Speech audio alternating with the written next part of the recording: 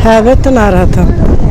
Manat ucuzlaşır, dollar qalxır. Dollar qalxır, nə bilim o, qızıl bahalaşır. Hər dəfə bir oyun çıxır. Axırda hara gedəcək hələ bilinmir. Bəli, narahat edir. Ümumiyyətlə, gənc üçün Azərbaycanda bəzi əşyalar var ki, ona çox lazımdır və onlar qiyməti qalxanda narahatçılıq törədir. Bu qədər, yəni narahat edir, bəli. Manatın ucuzlaşması və dolların bahalaşması. Yəni, yaxın zamanlarda ölkəni tərk eləmək kimi bir fikrim var. Əgər alınsa, onda mənim üçün müsbətdir. Qoy dollar bahalaşsın. Amma hal-hazırda Azərbaycanda olduğuma görə bu mənim də mənfi təsir eləyir. Maaşlar artmır, qiymətlər artır, stipendiya artmır, təhsil səviyyəsi artmır. Artan sadəcə dolların qiymətidir.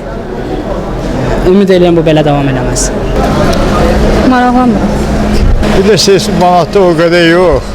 Dollar qalxmasa manat ucuzlaşmayacaq. Bütün suallarım cavabıdır. Görürsünüz də dükanlarda hər şey 10 qəpik, 20 qəpik artır. Bu nə deməkdir? İnflyasiya. Millətdə bir tədirginlik var xalqda. Açıq etiraf edə bilərəm ki, son vaxtlar mən 6 il bundan qabaq 180 manatına pensiya alıyorum 40 il staja görə. Onda 180 manatla müəyyən qədər dolanmaq olurdu. Nəinki hal-hazırda 180 manat demək olar ki, 2 dəfə öz əhəmiyyətini itirib. Əgər qiymətlərin qalxması onunla bağlıdırsa, yəni təbii ki, narahat edir. Yəni adi suları götürək. Məsələn, qabaq 20 qəpiyə su alırdınsa, indi 30 qəpiyə olub. İndi tələbə idi. Yəni kiməsə ola bilsin ki, adi bir şeydir. Bizim üçün yəni bu böyük problemdir. Yəni narahat edir yəni təbii ki. Mənim fərqi yoxdur. İstir ucuzlaşsın, istir bahalaşsın. Amma ki, nə qədər yaxşı olsa, baha olsa, o qədər yaxşı olar da. Dəyəri olsa, yaxşı olar da.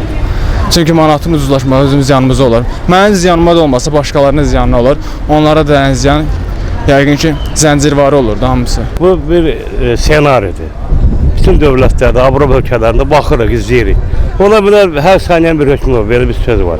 Siz bilərdiniz ki, siz mənlə rastlaşarsınız və məndən müsahibə alasınız, düzdürmü? Ona belə bir saniyədən sonra dollar yenə, bir saniyədən sonra qalxar. Əsas bizə vahid sabit, öz manatımız, yəni ki, bizə köməkdir, elədir qalacaq. Əlbəttə artır. Və nələrdə artım var?